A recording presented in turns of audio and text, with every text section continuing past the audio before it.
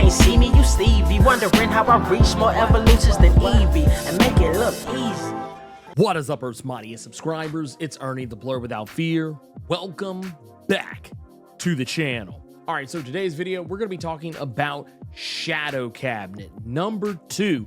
And in this one, where originally we saw that Icon versus Hardware, it kind of set up a lot of wild things that are being handled now. Shadow Cabinet is a book that is supposed to be the culmination of everything we have seen up to this point. Not just the Icon and Rocket Season 1, but also Hardware Season 1, Static Season 1, and Static Shadows of Dakota, also the Blood Syndicate series, and maybe even a couple of other things from Milestone that have popped up as of late. But one of the main things that I think I never really thought about in regards to what happened with Icon versus Hardware, it kind of changes my opinion of the series in some small ways. Not in a way that would actually make me like that story arc, because I kind of don't really care for it very much, but something that at least softens me a little bit on where I'm not quite as down on it. And it's really the aftermath of everything in regards to Static. That's right, since this is a culmination of all things Milestone that have happened over the last few years, I will say this is probably one of the coolest things I didn't really expect. I mean, yeah, sure, I knew Static would be a part of this, but to see where he is right now, he is in a very different place than he was than where he was at the end of Static Shadows of Dakota. Because we got to remember, that actually took place technically before Icon versus Hardware. And with everything that had happened, dinosaurs falling out of the sky, Nazis falling out of the sky, Static got involved in that. And we see that here, he has a completely different perspective on how to be a superhero. He's actually not cracking as many jokes. He's actually being way more hardcore, looking a lot more like something more similar to Ebon, something that Static had contended with during the Shadows of Dakota series, where Ebon comes along and he's a lot more hardcore guy. He's willing to take the fight to bad guys in a way that Static isn't comfortable with. And we see here that Static is kind of almost there. Like, he's not fully all the way bought in, but because of everything that happened in that crossover between Icon and Hardware, now he sees that there are way higher stakes. Yeah, sure, Static has had his house burned down. Yeah, sure, he is fought back against kids being snatched off the street and people blackbagging the bang babies and whatnot, hiding them away in secret black site facilities and whatnot. Yeah, he's seen all that. He has even fought against a guy who could actually kill him without even having to exert very much control or effort. And yet, this was the thing that scared him the most, because it came really close to hitting his family. And that is why we see a much more hardcore Static in this one. A Static that doesn't think that jokes are the things to be throwing around when fighting people who could ultimately destroy everything that you hold dear, which is kind of a step backward for Static in a lot of ways. But also, it's nice to see Static get some level of evolution where, yeah, sometimes you have to break a character before you can actually build them back to what they originally were. And I will definitely say, I don't think this is something that Static is going to 100% stick with. But I do like the idea of Static taking things a little bit more seriously. Like, to the point that even Rocket is like, oh my God, like, you've changed. You're not the same person I saw before. And Rocket needs help. She needs someone who she can trust. And Virgil's one of the only people she thinks she can, and he's not interested. He's not interested in being part of any new team or any Shadow Cabinet, even though technically that's not what she's asking him to join. But she's asking for his help, and he's not with it. Another thing that happens in this issue is that Rocket learns the truth about Dharma. Technically, some stuff that we kind of got hinted and teased at in the original Shadow Cabinet series. The fact that Dharma's been around long enough that he's actually tried to save the world on multiple occasions and did succeed in a lot of different respects. But at the same time, he's also kind of depicted as a character who you're gonna see is very morally gray. And it makes sense, because when you're a person who can see the past and the present and the future simultaneously, yeah, it would make sense that a guy like that would probably have a very less set way of looking at the rest of the world. He would probably see things in ways that you couldn't possibly comprehend. And that's exactly what's going on here. There's a reason why Dharma is not telling everyone everything, even though technically he gives Rocket more information than he's probably given anyone who is serving on the Shadow Cabinet with him right now. He informs Rocket that she is very likely going to die. There is an upcoming event and it's fast approaching, and she is going to bite the big one. But Rocket isn't trying to hear that, because you also have to think about the fact that Rocket has already faced down death. She has faced down threats like Brainiac, Vandal Savage, aliens that killed Superman before he actually could become Superman, all that sort of stuff. She's not worried about whatever death Dharma has prophesized for her, but at the same time, she's also putting on a brave face because that's what Rocket does.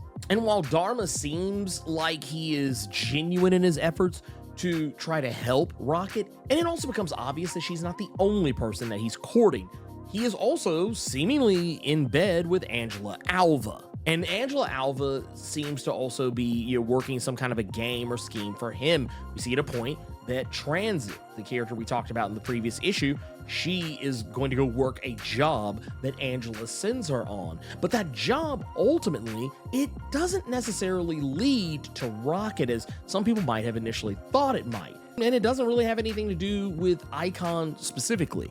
It actually has more to do with hardware, something that hardware possesses that Dharma wants. And when this happens, I'm not really 100% sure exactly what Transit took, but it looks like she may have disconnected Pop. Now, for those that do not know, Pop is an artificial entity that is very similar to like a Jarvis if you are more MCU, like Marvel centric. It is basically the artificial intelligence that helps manage all of Hardware's suit and systems and all sorts of other stuff, and is also the very thing that Hardware is always talking to. It's an artificial intelligence, an algorithm that is modeled after his biological father. Now, that said, it is also a very sophisticated AI, but even with that taken into account, I wonder exactly what it is about Pop that Dharma feels he needs. Or is this like some sort of a 5D chess move that Dharma is pulling, that taking Pop off of the playing field, is that going to be something that's going to galvanize Hardware or Rocket or any other characters in the Milestone universe into acting in ways that they may not have normally? It seems like a very Dharma thing to do. Dharma would, in the original series, manipulate events that at first would seem incredibly innocuous, but then ultimately would actually lead to some bigger, greater thing that only he would know about, and everyone else would just be sitting around confused until they actually saw the finished result. That is actually very on brand for Dharma. So I personally think that, yeah, this is about the way you do it. This is how you write the character. One thing I am kind of sad about with the Shadow Cabinet, and once again, we're still kind of early into this, so I can't really say whether or not this has happened yet, but I am very, very, very eager to learn who all else from the original like Shadow Cabinet lineup is actually going to make it into the book. I mean, because we have, at this point, we're 2 issues in, we still got 2 left, and while we've seen hints and teases and whatnot at different characters, I wonder if we're gonna see people like Iota or Starlight, some of those characters. It's difficult to say at this point, but I definitely like the direction that Joseph's taking with this. It's a very interesting way to do what the Shadow Cabinet series did over the course of, I think Shadow Cabinet ran like 20 something, maybe almost 30 issues, if not more than that. And there was a lot of long game that was done with that team in regards to Dharma. It wasn't like I think the way we're actually getting this information about Dharma, especially for his introduction kind of being spread out over the course of a lot of different things, it's being done in a way where, like, yeah, the timeline on it's moving faster, but I think it's actually moving in a way that, while I wonder if Dharma might be on that Fox News bullshit, at the same time, I feel like maybe there might be hope for him. Maybe this might be a different iteration of the character, maybe a less villainous one. We'll ultimately have to wait and see how it plays out, but I'm holding out hope that this is just Dharma playing like a Batman gambit to make things happen the way he needs them to happen. While Transit was able to take the Pop artificial intelligence from Hardware, she also seemingly delivers Hardware to Angela Alva, who we still don't really know like her true identity, if she's actually related to Hardware's arch nemesis Edwin Alva, or if she is actually related. Like, how is she related? Is she like an ex-wife? Is she a daughter? Is she a sister? Is she a long lost cousin? Like, who is she? Is she from another timeline or like some alternate reality? Like, what exactly is going on with this character. That's the thing I'm very curious to learn about. But whatever the case is, if she is in fact truly related to Edwin Alva, the thing that's going to make all of this really sing for me is the fact that it's opening up a doorway to some storytelling that I feel like Milestone back in the day tried to do but never really got a chance to actually pay off. I kind of mentioned the fact that there were children of Edwin Alva who popped up on the scene but didn't really get a whole lot of time.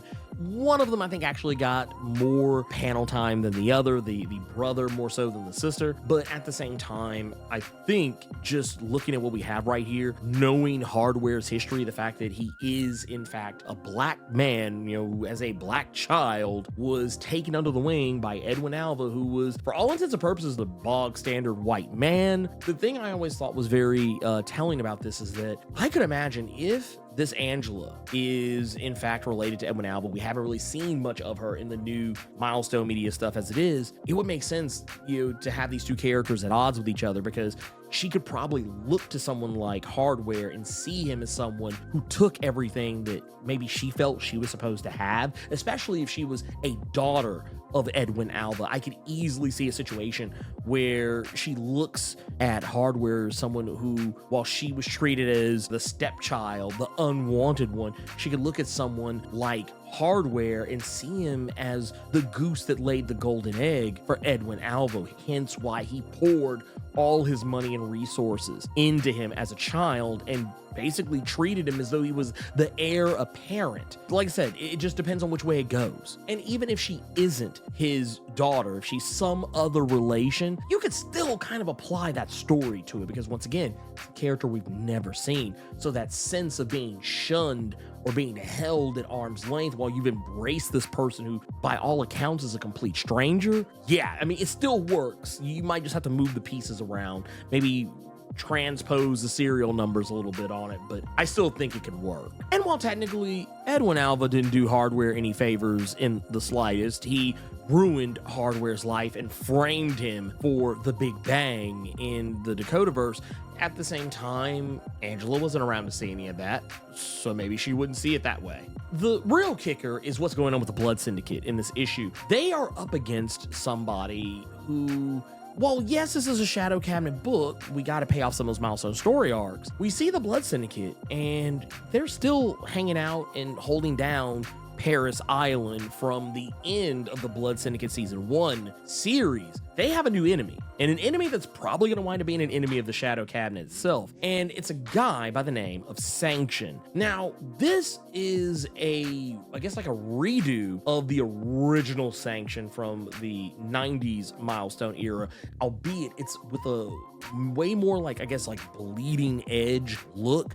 The original Sanction was not like a high-tech super soldier type of guy. I mean, it's not to say that he didn't have powers or didn't have tech. He definitely did have some tech, but he mostly walked around looking like a normal guy with an eye patch. What I thought was so interesting about this is that back in the day, Sanction, for those who do not know, and I think I might actually do a video to talk a little bit more about him, but the long and short of it is that he is basically Black Nick Fury before Marvel ever had any designs on making a Black Nick Fury, if that makes any sense. With this, we had a guy that was, kind of like one of those government ops, like a black ops type guy that you could tell knew where all the bodies were buried and probably knew government secrets on levels that like his secrets had secrets. He was that type of a character. Pretty much everything that you would think of as Samuel L. Jackson in the MCU. But this one is more like straight up nightmares compared to the Milestone version of the character. And that's actually saying something. This guy is pretty much like a ninja